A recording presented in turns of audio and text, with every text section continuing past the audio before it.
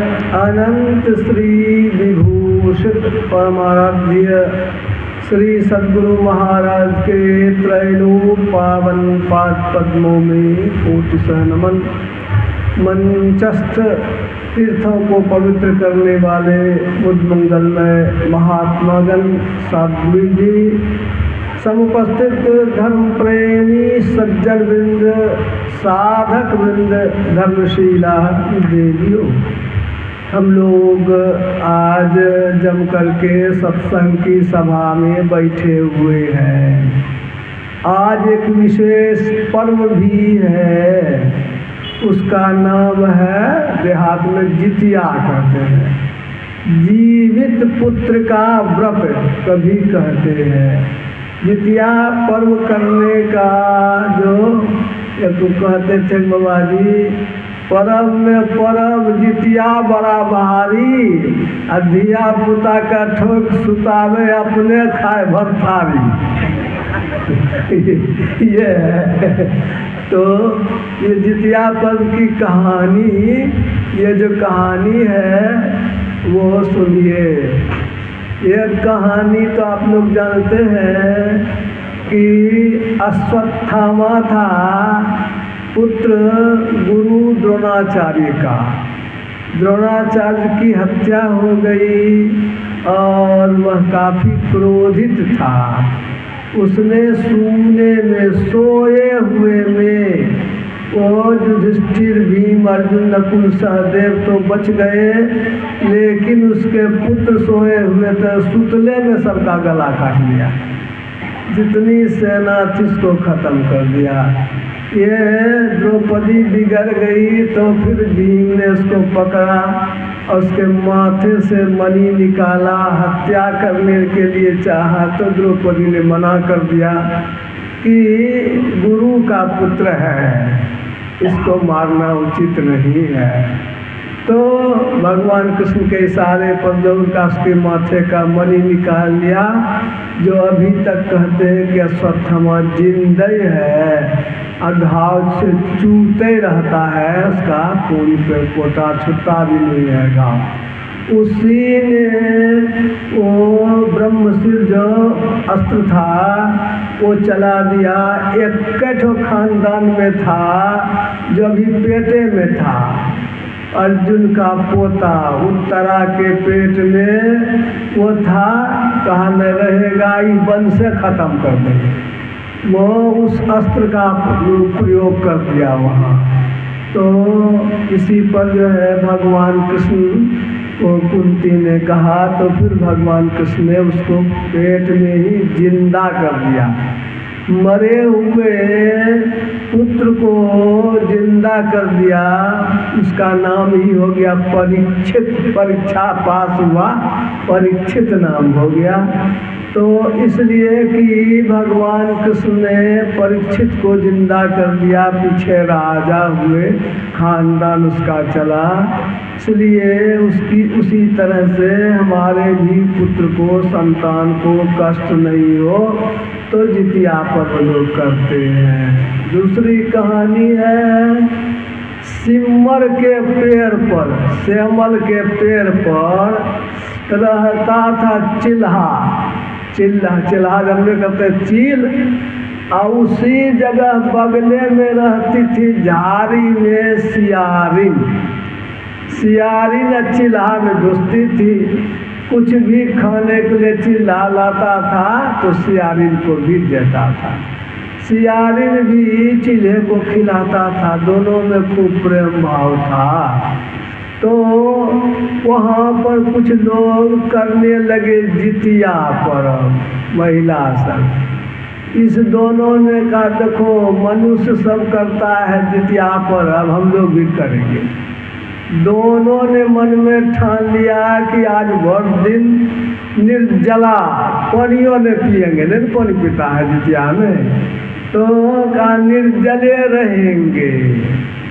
तो चिल्हा था पेड़ पर, सियारिन थी नीचे में। बहुत दिन तो किसी तरह सियारिन रह गई। जब रात हुआ तो पेट तो उसका कुलकुलाने लगा, भूख बर्दाश्त नहीं हुआ। अब सोचने लगी कौन उपाय करे, भूख तो मान नहीं रहा है। तो सियारनी जो है जंगल चली गई और मांस और हड्डी ला करके वो खा लिया। हड्डी जो खाने लगी सियारिन, तो चिल्ला कर सुने कि कौन सी कटकट बोलता है। तो सियारिन से पूछता है, चिल्ला रहे तुम क्या कर कौन चीज हो रहा है? कहा कि नहीं समझे, भूख से हमारा पेट गुड़गुड़ा रहा है। झूठे बोल गया। चिल्हा तो समझिए गया। चिल्हा कहता कि तुमको नहीं तो बर्दाश्त होता है भूख, क्यों व्रत किया? व्रत नहीं रखना चाहिए। खूब डांटा सियारिन को। तो चिल्हा तो रह गया भर रात भूखले प्यासले। और फिर सवेरे व्रत को, अष्टमी तिथि को व्रत होता है, ये अष्टमी तिथि खत्म हुई तो फिर पारण किया। उस जन्म में मरने के बाद चिल्ला और वो सियारिन दोनों हो गई बहिन। और दोनों बहिन हो गई है, दोनों की शादी हो गई है। वो सियारिन जो हुई ना, उसकी शादी हो गई एक राजा से। चिल्हा की शादी, जो लड़की चिल्हिन थी, इसकी शादी हो गई मंत्री के बेटा से। राजा की को जो सियारिन को जो बाल बच्चा हो, तो उसने व्रत भंग किया था, तो बच्चा होता था मर जाता था। ये जो थी मंत्री का बेटा, ये तो किया था व्रत। इसका बेटा जो है हो तो खूब हट्ठा कट्ठा, खूब मजबूत हो। इससे इसको लगे गुस्सा। दोनों बहनियाँ थी, उसका बच्चा से बढ़िया हमारा बेटा मरिए जाता है। अपने पति राजा को कहा कि उसका बेटा का गर्दन काट लीजिए, उसके पतियों को मारिए। मार करके डिब्बा में बंद कर देना तो वो हो जाए मिठाई, या उसको कुछ नहीं हो। तो कहानी यही है। लेकिन एक दो बार में उसको हो गया, हम तो पाप कर रहे हैं, बहनिया के बच्चा को मार रहे हैं। जा करके गई, बहन माफ़ कर दो, हम तुम्हारे बच्चा के लिए जो गड़बड़ किए हैं ना, तो माफ़ कर दो। तब उसकी बहन ने कहा, रे जितिया पर्व करो ना तब तुम्हारा भी बच्चा बचेगा। यह कहानी है। तो जितिया पर्व किया तो उसका भी बच्चा बचने लगा। दूसरी कहानी यही है। लेकिन इस दोनों कहानी से बढ़ कर के तीसरी कहानी है। उसका क्या कहानी है? उसकी एक गंधर्व था। गंधर्व का बेटा का नाम था जीमूत वाहन। जीमूत वाहन बहुत सज्जन, बहुत सुशील, बहुत परोपकारी राजकुमार था। उसका बाप जो था वो चला गया जंगल में राजगद्दी छोड़ करके तपस्या करने के लिए। जीमूत वाहन को राजा बना दिया। जीमूत वाहन तो राजा बन के रहा, लेकिन उसको भी मन नहीं लगता था। बहुत ईमानदार, परोपकारी, दूसरे के दुख को देख करके पिघल जाता था, दयावान था, सबके हित की बात करता था, माता पिता की सेवा करता था। सुने ना आप लोग, माता पिता की सेवा करना। पुंडरीक वो माता पिता की सेवा करता था, भगवान को फेंक दिया, ईटा बैठो तब तक, जब तक हम सेवा करते हैं। ये माता पिता गुरु की सेवा ये जो जरूरी है, सबको करना चाहिए। सत्संग में तो ज्ञान सुनते हैं, जीवन में भी उतारना चाहिए। पति की सेवा भी, माता पिता गुरु की सेवा भी, अतिथि सेवा भी करनी चाहिए। तो वो जीमूत वाहन कुछ दिन तो राजा रहा। इसका भी जब मन नहीं लगा ना, तो अपने भाई सबको राज दे दिया। अब तुम लोग राज करो, हम जाते हैं माता पिता की, पिताजी की सेवा करेंगे। जंगल में पिताजी है ना। तो जीमूत वाहन भी चला गया जंगल। जंगल में पिता की सेवा करते हुए एक मलयवती नाम की सुंदर कन्या थी, उससे इसको प्रेम हो गया। दोनों ने शादी भी कर लिया। इसके बाद वो लोग रहने लगे। एक दिन वो जीमूत बाहर घूम रहा था। एक बुढ़िया एकदम उदास जार बिजार थी, रोने की सूरत रो रही थी। तो इसको नहीं रहा गया, पूछा, ए बूढ़ी माता क्या हो गया है, क्यों रो रही हो? तो बूढ़ी ने कहा कि देखो हमारा दुख कौन दूर करेगा। कहा बोलो ना, हम दुख दूर करेंगे कि? कहा देखो हम हैं नाग वंश का, और नाग का दुश्मन है गरुड़। गरुड़ जिसी तिसी को पकड़ के खा जाता था न, तो नागों ने फैसला किया है, गरुड़ से कहा है कि एक जवान सभी नाग को आपको भोजन के लिए हम भेज देंगे, आप ऐसे जैसे तैसे मत मारिए। तो दोनों में संधि हुई है। यहाँ से नागवंश का एक जवान को दिया जाता है उसको खाने के लिए। हमको यक्के ठो बेटा है, आज उसी की पारी है, शंखचूर नाम है, उसी को आज जाना है, गरुड़ जी इसको खा जाएंगे। ये दयालु था जीमूतवान का। बूढ़ी माँ चिंता मत करो, हम तुम्हारे बेटे को मरने नहीं देंगे, बचा लेंगे। क्या बहुत बढ़िया बात। तो क्या करना होता है? तो लाल कपड़ा से लपेट करके और वह जो है उसको जगह रख देते हैं शिला पर, पत्थर पर, वज्र शिला पर। गरुड़ जी आते हैं उसको ले जाके खाते हैं। कहा ठीक है। शंखचूर को कहा ललका कपड़ा ला। ललका कपड़ा ले करके जीमूत वाहन को लपेट दिया। जीमूत वाहन उसी ललका कपड़ा में लपेट करके और उसी पत्थर पर उसको लेटा दिया, सो गया। समय पर गरुड़ जी आए, उसको क्या पता कौन है, चंगुल से पकड़े और ले करके चले।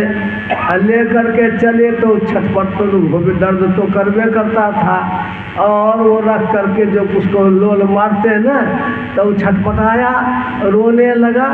उसको लगा ऐसा तो कुछ होता नहीं था, ये कौन है? कपड़ा हटाते देखते नहीं तो ये आदमी है, ये तो है नहीं वो। उससे क्या बात है, क्यों तुम चलाया अपना जान गंवाने के लिए?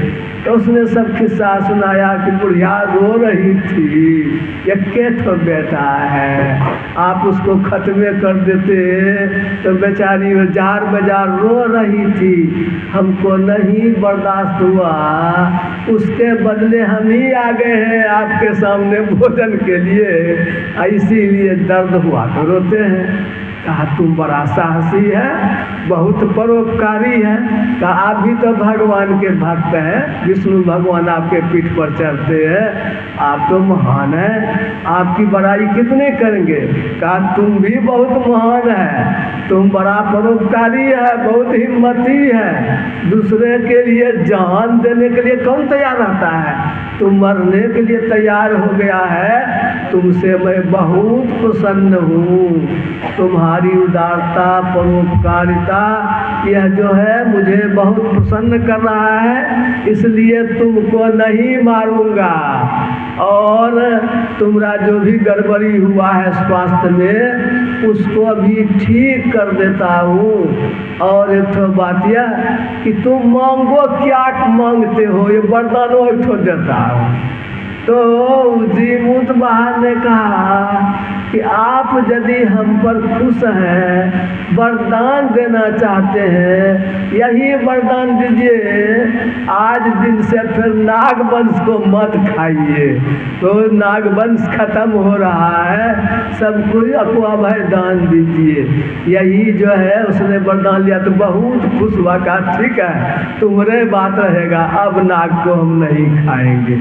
उसी दिन से ये जीमूत सहन के, परोपकारिता, उदारता, सहनशीलता, दूसरों के प्रति समर्पण, यहाँ तक कि प्राण दान देने को तैयार है। तो इसीलिए ये जितिया व्रत करते हैं कि बाल बच्चा हमारा भी खूब बलशाली हो, परोपकारी हो, ये सत्संगी हो, ये ध्यान भजन करने वाला हो, ये दिमाग में है। इसीलिए ये जितिया पर्व किया जाता है।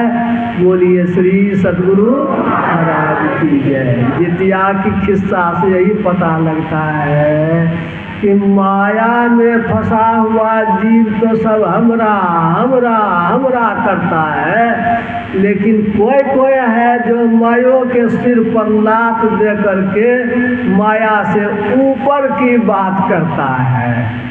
ये रहा वो लक्ष्मण जी को भगवान राम ने कि रे भैया, मैं अरु मोर तोर तय माया, जही बस किन्हे जीव निकाया। मेरा मेरा मेरा, थोड़ा कम कर दो उसको, मेरा मेरा कह करके ये लोग जो है ये झंझटे मोल लेता है। क्या झंझट मोल लेता है? देखिए, एक आदमी की मोटरसाइकिल 90,000 में खरीदा चोरी हो गई। माथा धुनता हो भगवान, हमरा मोटरसाइकिल चरा गया। दूसरी बार मोटरसाइकिल लिया तो इंश्योरेंस करा लिया, इंश्योरेंस करा लिया तो चोरी हो गई। अब ये नहीं रोता है, ताल ठोकता है। 3 बरस चढ़ियो लिए और चोरवा ले गया तो हमरा क्या ले गया? अब कंपनी का न गया। देखिए, मोटरसाइकिल उसी की गई है। पहले था हमरा हमरा मेरा मेरा, लेकिन अबरी क्या है? मेरा नहीं है, कंपनी का है, कंपनी का है। यही है, गया तो मोटरसाइकिल उसी का, लेकिन मन में जो ख्याल आया मेरा तो दुख हो गया। अब मन में ख्याल हुआ कि मेरा नहीं, कंपनी का गया तो दुख नहीं हुआ। यही हम लोगों के दुख का कारण है। संसार है जितना देखते हैं सब मये है, गोचर जहाँ लगी मन जाई, असो सब माया जानहु माई।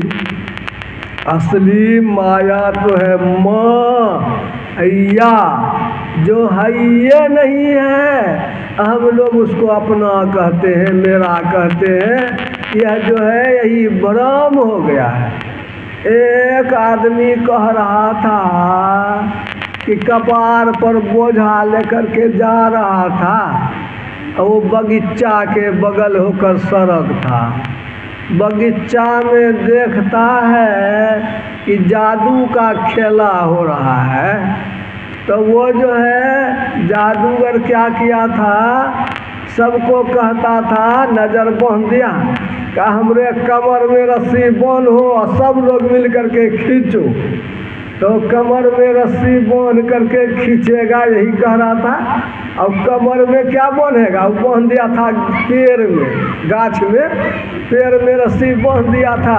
नज़र बंधा हुआ था तो पता नहीं चलता था कि कमर में बंधा कि पेड़ में बंधा हुआ है। वो जो जा रहा था घास लेकर के, वो देखता है दूरे से, बतहा हो गया, सब क्या पगला गया है? पेड़ में रस्सी बांध करके सटो खींच रहा है। वो घास के पोटरी को, घास के बोझा को जैसे नीचे रखा न, तो उसका भी नज़र बन गया। देखता है कि कमरे में रस्सी बांध के खींच रहा है। और कपार पर जब वो बोझा ले तो देखे करी तो गाछे में रस्सी बांध के खींच रहा है। तो ये मतलब कहने का है कि माया में है तो लगता है कि ये सही है, सही नहीं है। गलतियों को सही मान रहे हैं, इसीलिए हम लोगों को दुख होता है। इसको सही हाल जानने के लिए ध्यान भजन सत्संग करते हैं ना, तब सही सही मालूम होता है। और जब मालूम होता है तो लहर चढ़ता है। क्रोध होता है, काम होता है, लोभ होता है, मोह होता है। यह जो है आदमी को दिखाई तो नहीं पड़ता है, लेकिन बहुत भयंकर भयंकर सेना है माया की। व्यापी रहो संसार में माया कटक प्रचंड, सेनापति कामादिभट दंभ कपट पाखंड। ये सेना सबको, संपूर्ण संसार को नचा रही है। एक बार देवराज इंद्र के मन में हुआ, इतना बढ़िया मनुष्य का शरीर मिला है, अब फिर भी भगवान का भजन छोड़ करके आदमी मनुष्य क्यों यह दुनिया में लटपट हो जाता है। मेरा बाल बच्चा, परिवार, पत्नी, ये जरा जा करके देखे धरती पर, भुवन लोक में इंद्र था, चला आया धरती पर।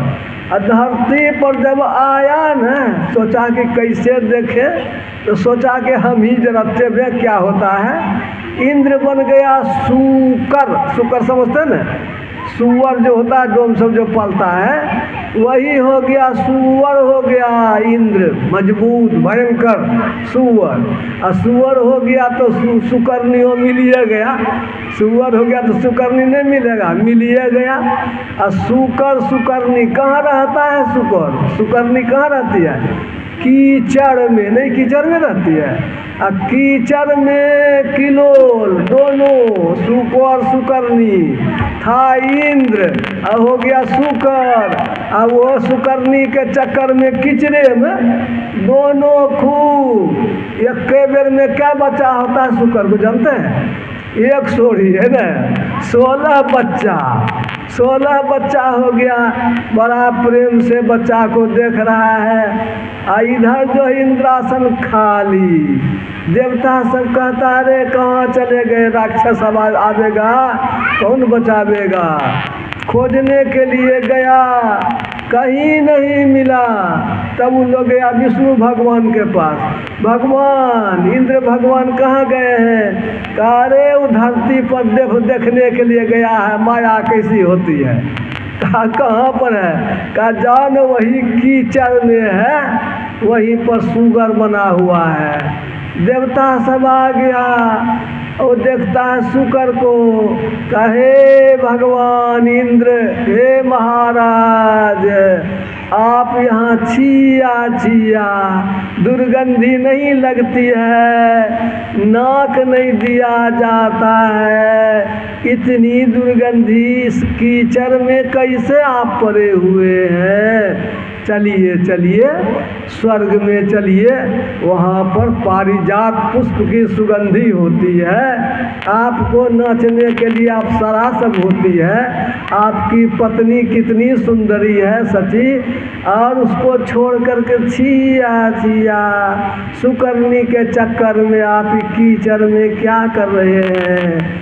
सूकर वेश में इंद्र कहता है, अरे देवताओं, हम बहुत आनंद में हैं। देखो मेरा कितना बढ़िया घर है, देखो मेरा बेटा कितना बढ़िया है, ये बाल बच्चा देखते हैं, पत्नी मेरी कितनी सुंदरी है। जाओ जाओ तुम लोग जाओ, तुम ही लोग स्वर्ग में रहना, बांट लेना तुम ही लोग, हमको छोड़ दो, हम नहीं जाएंगे। वो नहीं है माना, कथनो कहा नहीं है मन। फिर गया भगवान विष्णु के पास, कहा भगवान तो आना नहीं चाहता है। कहा वैसे ही वो नहीं करेगा, तब क्या करना होगा? कहा देखो तुम लोगों को जो जो कहता हूँ वैसे करना, तब आवेगा। क्या करना होगा? कहा उसके सामने उसके एक एक बेटा का टेंगरी पकड़ करके पत्थर पर पटक पटक करके मारना। वो जब बच्चा को मार दोगे तो सुकर्णी को भी पटक करके मार देना, और वो तो इंद्र है, उसको तुम लोग नहीं मार सकेगा। तब हम उसका वध हमारा सुदर्शन चक्र जा करके करेगा। जाओ इंद्र वो देवता सब आया, एक ठो बेटा उसका शुकर के बच्चा का टेंगरी पकड़ के पटका पत्थर पर, ये माथा धुने उछले, हे देवता तुम लोग कौन हो, आदमी हो, राक्षस हो कि देवता हो, हम क्या बिगाड़े हैं, हमारे बच्चे को तुम क्यों मार रहे हो, क्यों जान ले रहे हो। दोनों एकदम छटपट छटपट कर रहा। अब तो सिखाया हुआ छोरा नहीं है, एक एक करके 16 बच्चे को खत्म कर दिया, छटपट कर रहा, सुकर्मियों को खत्म कर दिया, रो रहा है, रे बाल देवता तुम क्या कर दिया, हमारा परिवार उजाड़ दिया। तब भगवान ने सुदर्शन चक्र भेजा, जैसे उसका गर्दन काटा कि भूख से निकला इंद्र, जैसे इंद्र निकला आसक्ति खत्म हो गई थी, बच्चा भी नहीं है, पत्नी भी नहीं है, आसक्ति रहती तो फिर उसी शरीर में आ जाता, आसक्ति पहले खत्म करके अब तब जैसे इंद्र भूख से निकला, तब कहते छिया छिया कहाँ फंस गए थे। ये आसक्ति संसार की है, काम क्रोध लोभ मोह एक से एक भयंकर है, कितना भयंकर है, जिसके चक्कर में अपना जान भी लोग गंवा देता है। एक राक्षस था, राक्षस ने खूब प्रतिज्ञा किया, ये तपस्या किया, तपस्या इतना किया, भोला बाबा नमो शिवाय, भोला बाबा प्रगट हो गए। भोला बाबा कहते हैं मांगो मांगो क्या मांगते हो। राक्षस ने कहा कि भोला बाबा हमको वरदान दीजिए, जिसके कपार पर हाथ दे जड़ करके भस्म हो जाए। नाम था उसका भस्मासुर। अब बुद्धि राक्षस वाली, दूसरे का को तंग करे, दूसरे को हम मारे, दूसरे को। नारद बाबा देखते हैं कि भोला बाबा तो कितने की हत्या करवा देगा, किसको मारेगा इसका कोई ठिकाना नहीं है। उन्होंने सोचा कुछ करना चाहिए, वरदान देके भोला बाबा जा रहे हैं और तब नारद बाबा वहाँ चला गया। बड़ा उछल कूद करते हो भस्मासुर, क्या बात है? हाँ भोला बाबा दिए हैं वरदान हमको, बहुत खुश हैं। कौन वरदान दिया है? कह दिया है कि जिसके कपार पर हाथ देंगे भस्म में हो जाएगा। क्या बौराहा भांग खा गया होगा, ये भला किसी कपार पर हाथ दे करके मरता है। सुनो एक तो बात कहते थे क्या, देखो भोला बाबा की पत्नी जो है ना गौरी पार्वती खूब सुंदरी है, देखा है ना? हाँ देखे हैं कि सुंदरी है ना, हाँ खूब सुंदरी है। का भोले बाबा के कपार पर हाथ देके देखना ना, भोला बाबा जब मर जाएंगे ना तो उसकी पत्नी को तुम रख लेना। ये वो नारद बाबा ने उनको सिखा दिया। कहा ठीक है कहते हैं, भोले बाबा पर टेबेंगे को जरते हैं ना, जरेंगे तो पत्नी लइए लेंगे। वो जो है कहते हैं भोला बाबा रुकिए रुकिए रुकिए। भोला बाबा क्या बात है? अब भोला बाबा टेबेंगे ना, आप जो बात कहे हैं सही है कि नहीं है, टेबेंगे जरा सा। क्या टेबोगे? तो जरा आप ही के कपार पर हाथ दे के देखेंगे क्या होता है। अब तो भोला बाबा भाग रहे हैं, अब बस मसूर खदेड़ रहा है, वही वरदान दिए हैं, अब वह उसी को ख़त्म करने के चक्कर में लग गया।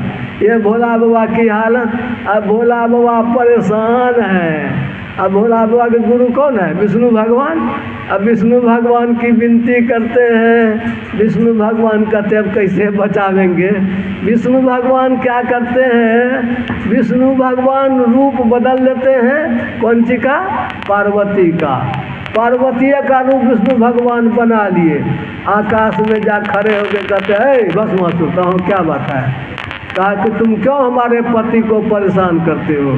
कहा कि कोई परेशान नहीं करते हैं, उनको टेब लेंगे कि जरते हैं कि नहीं, और जब जरेंगे ना तब तुमसे हम ब्याह कर लेंगे। कहा कि हमसे ब्याह करोगे कि उनसे ब्याह करोगे? हमसे क्या, हम चाहेंगे तब ना तुम ब्याह करोगे। तो कहा कि तुम कैसे तुम चाहोगी?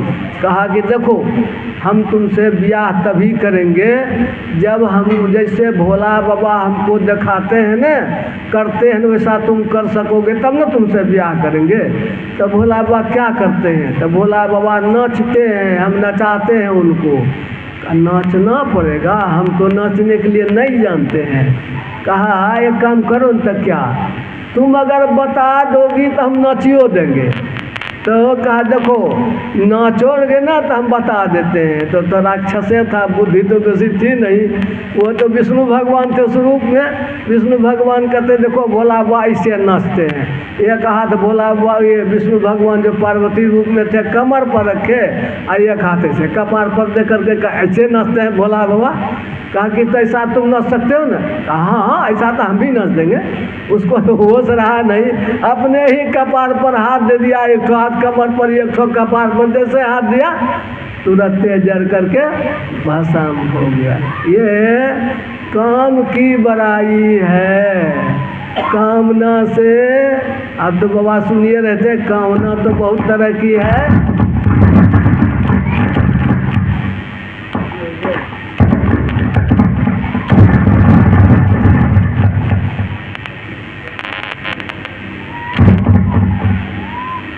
श्री सद्गुरु महाराज की जय। काम क्रोध, क्रोधों का वही हाल है। क्रोध जब आता है न, पाव भर खून तो अपने ही सूख जाता है, दूसरे को तो पीछे कुछ कीजिएगा। गुस्सा में लहू गर्म हो जाता है और आधा जनता आपका उसी समय चला गया। इसलिए क्रोध नहीं करना चाहिए। क्रोध करने से बहुत नुकसान होता है। महाभारत की लड़ाई में के पहले ही भगवान कृष्ण से जरासंध की लड़ाई होती थी। 16 बार जरासंध को हराया, एक बार अपने भगवान हार गए। वो भागते भागते भगवान कृष्ण, बलराम जी और सात्विकी भागते भागते तो जंगल पहुंच गए। उस जंगल में रात हो गई। भगवान कृष्ण ने कहा अब रात भर आराम कर लो तब देखा जाएगा। एक बढ़िया सा मोटा सा पेड़ के नीचे जंगल में सब लोग बैठे, वो बिछावन लगाया, खाना पीना खाए। एक पहर तो संध्या बंदन में कट गया। फिर कृष्ण भगवान ने कहा कि देखो जंगली जानवर और राक्षस वगैरह यहाँ रहते हैं, तो तीनों सोओगे तो नहीं होगा बढ़िया। 2 आदमी सोएंगे, एक आदमी पहरा करेंगे। कहा कौन सोएगा कौन? तो भगवान कृष्ण ने कहा देखो सात्विकी, 9 बजे से 12 बजे तक तुम जगे रहो, हम दोनों भाई सोते हैं। अब 12 बजे से 3 बजे तक बलराम भैया पहरा करेंगे, और 3 बजे तो हम उठबे करते हैं। ब्रह्मे मुहूर्ते उत्थाय वायु प्रस्पृश्य माधव दध्यौ प्रसन्न कर्ण आत्मानं तमसः परम। 3 बजे भोरे हम उठ करके ध्यान भजन करते हैं, उस समय हम ध्यान भजन करेंगे। बात हो गई पक्की। जब सो गए, पहला 9 बजे से दोनों सो गए, बलराम और कृष्ण भगवान। तो सात्विकी पहरा कर रहा है। एक राक्षस आ गया।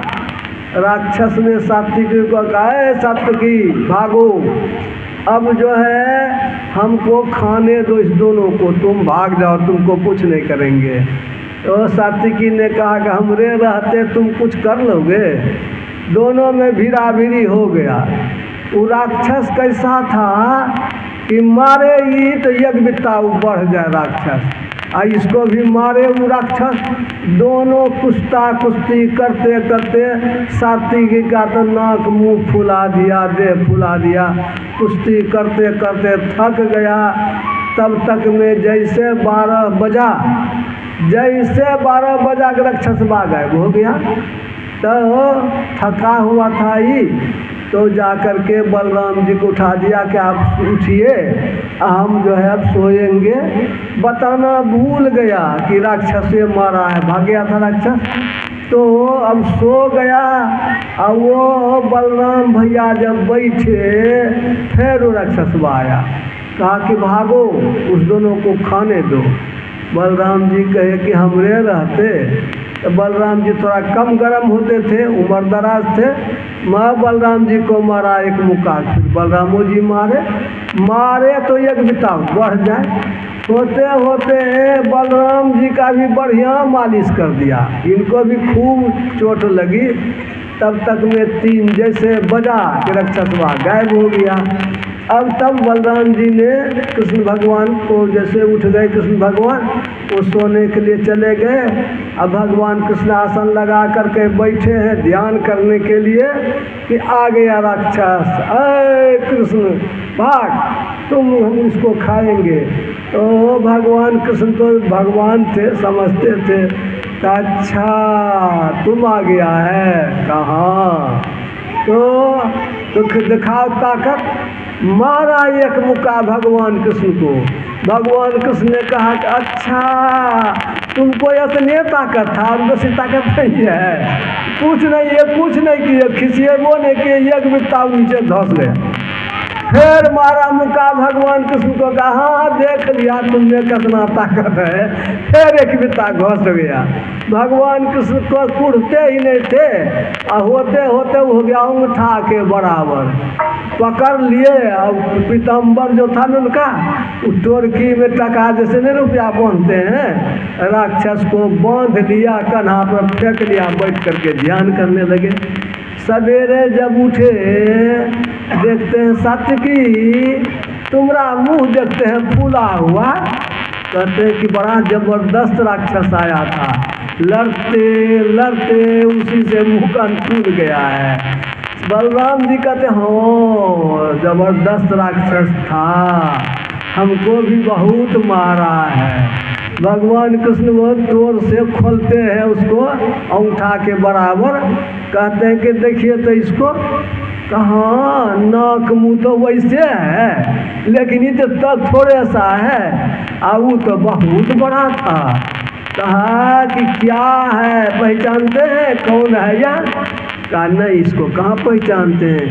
कहा यह है क्रोध। क्रोध पर आप लोग करते गए क्रोध, तो एक बित्ता बढ़ता गया। क्रोध पर करेंगे क्रोध तो वह बढ़ता जाएगा। आवत गारी एक है और उल्टत हो अनेक, आ कहे कबीर नहीं उलटिए तो वही एक का एक। अगर आप बर्दाश्त करते हैं तो फिर बात आगे नहीं बढ़ती है, और तब जो आसानी से क्रोध पर आप काबू कर लेंगे। क्रोध को, काम ने कहा सत्संग योग में लिखा हुआ कि बिना निर्भयता के, बिना कठोर निर्णय के, दृढ़ता के कोई मुझे जीत नहीं सकता है। मैं सभी जीवों से अवध्य हूँ। तो उसको जीतने के लिए वो निर्भय होना होता है, कठोर निर्णय लेना पड़ता है। काम को जीतेंगे, क्रोध को जीतने के लिए बर्दाश्त करने की ताकत को बढ़ाना होगा, और समझदारी से सत्संग में, ध्यान में, गुरु के शरण में रहेंगे तो काम, क्रोध, लोभ, अब मोह का किस्सा तो पहले सुनाइए दिए। इंद्र भगवान को मोह ने घेरा, आकर के कितना फजीहत हुई, कितने को मोह ने घेरा है का ठिकाना नहीं है। सुन ही रहे थे, वो पत्नी काम देखहु काम प्रताप बड़ाई, मोह में पड़ गए। और 2 डंटा देते कई को, हमारी पत्नी है, हमारी बात नहीं मानेगी। एक डंटा में सीधा हो जाती नहीं हो जाती। तो यहाँ गलती कर गए राजा दशरथ, तो भगवान राम को सीता को जंगल जाना पड़ा। गोया कहने का है दृढ़ता चाहिए, कठोरता चाहिए, समझदारी चाहिए। एक तो बाबा जी है, उसका चलवा लगाया है बैगन, और एक गाय बैगन को खाने के लिए जा खा रही है। देखा तो लोहर चढ़ा उसका, नीचे से दौड़ा, खत्मे कर देंगे। एक आदमी देख रहा है, बाबा जी आज चलवा इतना गरम, आज गाय को छोड़ेगा नहीं, खत्मे कर देगा। इधर से बाबा जी कह रहा मारो मारो। वो आदमी कहता है कि कैसा बाबा जी है, एक तो चलवे गरम है, लाठी लेके दौड़ा है गाय को मारने के लिए, और ऊपर से बाबा जी कहता है मारो मारो। उसको और आश्चर्य लगा, और जैसे ही सुना चलवा मारो मारो कि लाठी फेंक करके बैठ करके ध्यान करने लगा। और हुआ आश्चर्य, ये कौन बुद्धि है, गया हो बाबा तो क्या, जैसे आप वैसे आपका चेला तो क्या, इतना गुस्सा, मोटका डांग लेकर के आज तो लगा के गाय को खत्म कर देगा, और आप भी कैसे उल्टे कहते थे मारो मारो। बाबा ने कहा तुम नहीं समझा, उस जो साधु की बोली को साधु के पास रहने वाला साधु का चेला समझा। क्या समझा? हम क्या कहेंगे गाय को मारो, हम तो कह रहे थे गुस्सा को मारो, गुस्सा को मारो, क्रोध को मारो। बैठ करके वह जो है वो जपने लगा, ध्यान करने लगा, क्रोध को मारने लगा। यह जो है बर्दाश्त करने की क्षमता को बढ़ानी होगी क्रोध को जीतने के लिए। एक बार हम लोग बैठे हुए थे संत से भी बाबा के पास, संपादक बाबा थे, मैं भी था, रात में कि भोजन के बाद बैठते थे तो किस्सा सुनाने लगे। चिट्ठी आई है, बदायूं की एक लड़की ने चिट्ठी लिखी, बाबा मुझको बहुत गुस्सा आता है, उसने चिट्ठी लिखा था। तो संत से भी बाबा ने चिट्ठी लिख दिया, देखो तुमको जब गुस्सा उठे न तो मुंह में पानी ले लेना, अब बैठ करके ध्यान करना। उसको जो चिट्ठी मिली तो बाबा का आदेश है, गुस्सा आवे तो मुंह में पानी लेना और ध्यान करना। तो वो बाबा तो इसीलिए लिख दिए कि मुंह में पानी रहेगा तो बोलबे नहीं करेगी, तो बात आगे नहीं बढ़ेगा। इनका तो यह था हिसाब, और उसको था कि बाबा का आदेश है, मानेंगे न, तो इसीलिए एक गिलास पानी पहले से तैयार रखती थी कि जब गुस्सा उठेगा तो पानी लाने जाएंगे तो गड़बड़ न हो जाएगा। एक गिलास पानी रेडी है, और घर में दुए ठो माँ या बेटी, तो जैसे माँ बिगड़े बेटी पर उसको लहर चढ़े, गिरती थी माइयों से न गिरेगी, दौड़ के जाती थी गिलास के पास। माँ जैसे बोली कि दौड़ के गई गिलास के पास, और गिलास से मुंह में पानी ले करके बैठ करके ध्यान करने लगी। अब माँ बकौर बकौर बकौर करते करते बोलबे बोकिया हो गई तो क्या करना लड़ेगी। वो जो है कुछ देर बोल के देखी घबरा बेटी बोकिए हो जाती है तो वो अपना मुंह बंद कर ले। एक दिन, 2 दिन, 4 दिन, 1 महीना होते होते तो मायो समझ गई कि जब बोलते हैं तो बोकिए हो जाती है, उसका भी गुस्सा ठंडा हो गया, और इसको भी सधते सधते सध गया। तब वो जो है गुस्सा नहीं आने लगा। तब लिखी, बाबा आपने जो बताया अब हमको गुस्सा नहीं आता है, बर्दाश्त कीजिए गुस्सा को रोकने का, तो कम चलेगा, नहीं तो सास पुतों में झगड़ा, माँ बेटी में झगड़ा, भाई भाई में झगड़ा आम बात है। इसलिए सहने की शक्ति को बढ़ाइए। सत्संग सुनने का मतलब है जीवन में उतारिए। प्रेम कैसे पैदा होगा और नहीं तो नुकसान होगा। हमारा एक तो है बाबा जी हैं गुलाब बाग में, छोटे सा कहते हैं, 2 भाई था, भाई में तो प्रेम था, लेकिन पत्नी जो बड़की थी, बड़की तो बड़की थी, चढ़ले रहती थी। छोटकी बेचारी सज्जन, वो कहे अपने पति से कि झगड़ो करेंगे पति साथ देगा तब ना, नहीं तो कैसे झगड़ा करेंगे।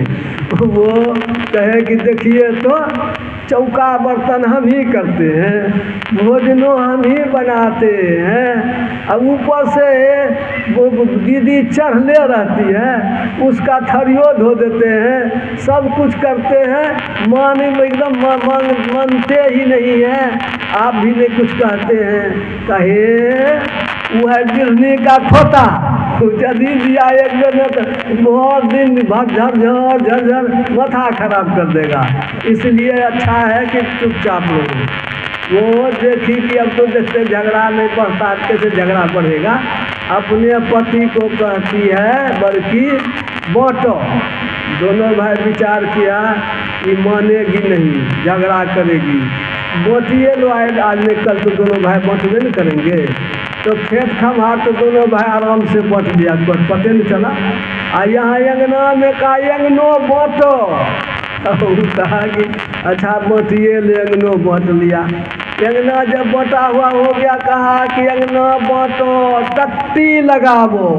छोटकी कहे अंगना बरगर है, धानों सुखा लेते हैं, खटियो बिछा लेते हैं, दीदी को पंची हो गया है, अंगना छोटा करने से क्या फायदा होगा, या फिर क्या कहेगी। किसी को कहे तो कहे कि अच्छा क्या करोगी, बर्दाश्त करना चाहिए। अंतिम में अंगनो बाँट लिया, तत्तियों लगाइए दिया। अब तत्तियों लगाने पर बेचारी छोटकी किसके बल पर कूदेगी, वो बेचारी चुपचाप रहती है। अब नहीं झगड़ा हुआ तो झाड़ू बुहार सुहार करके और छोटकी के डेढ़िया पर जाके अंगना में दे दे। अब बेचारी पति को कहे देखिए तो सब तो बुहार सुहार करके दे दिया हमने अंगना में, कहे एक सूप होगा फेंकिए दो। उसको कहे के लिए उसको जो भर दिन जो है झरझर सुनोगे। बेचारी लाचारी हो बाबा, हो बेटी बर्दाश्त करो, की करब। वो सिट्ठा हो गया, झाड़ू बुहारू जमा करते करते द्वार तो भर गया, बरकी को सिट्ठा हो गया। अभी सोचे दुआरियों खाली होता न तो कोई काम होता, तो वो सोच रही है। एक दिन समय आ गया खेती का, एक गृहस्थ जा रहा था, घर हमको छ ये सिट्ठा किसका है, बेचिएगा। तो ये निकली, इसको तो ठाकुर मंगनियों ले ले, कहाँ बेचेंगे, तो कितना पैसा लीजिएगा, का दाम लगाइए ना आप। कहा कि हम 5000 रुपया देंगे। अब बड़कियों सुन रही है उधर से, और उधर से जो है ये सोचती है कि 5000 तो अपने मन से लगाया है, तो हम जरा बढ़ा के बोले। ये कहा नहीं 10,000 लाख। तो दोनों ने देखा कि 15-20 हज़ार का सिट्ठा है, पति नहीं है, पटा ले सस्ते में। काम तोड़ते तोड़ते 7,000 पक्का हो गया। 7,000 में ये सिट्ठा कहा कि हेलो बैना, 2,000 नोट निकाल करके दे दिया। बड़की वहाँ से देख रही है, गे माय हमरे सिट्ठा 2,000 टका मुठिया लेके। अब तो वो जाके जब खटिया पर पड़ी तो होशे नहीं है। पति आता है कि भेलौन, क्या होगा, सब हमरा सिट्ठा बेच करके टका मुठिया लिया, खाना का आज खाना बनावेंगे, खानों नहीं बनावेंगे, भूख ले रही है। गुस्सा से तो उतिल मिला गई, हमरे सिट्ठा पैसा बेच करके जेब में रख लिया। अब जो है सिट्ठा वाला तो ले गया सिट्ठा। अब बड़की छोटकी देखती है अंगना भोरे भोर साफ, कहीं कौन बुहार लिया अंगना। एक दिन हो गया, दूसरे दिन भी देखता कि भोरे भोरे अंगना कौन बुहार लिया। अब उसको हुआ कि कौन रात बुहार लेता है। तीसरे दिन बैठ गई बढ़िया से चोरा करके, देखते हैं कौन बुहार। 12 बजे रात में बड़की बुहार रही अंगना। कहे दीदी ये हमरा अंगना काहे बुहारते हैं। कहती है गे आबे 2 बरस तोरा नहीं देबो बुहारे ले, हमरे सिट्ठा बेची टका रखिल है, 2 बरस नहीं देबो तोरा बुहार। ये कहने का मतलब है कि देखिए यह जो है यह स्थिति होती है, आपस में प्रेम से रहना चाहिए। एक जगह एक बस्ती है मुसेरो, वहाँ पर सत्संग कर रहे थे, जिसके यहाँ सत्संग कर रहे थे उसके यहाँ भी यही घटना थी।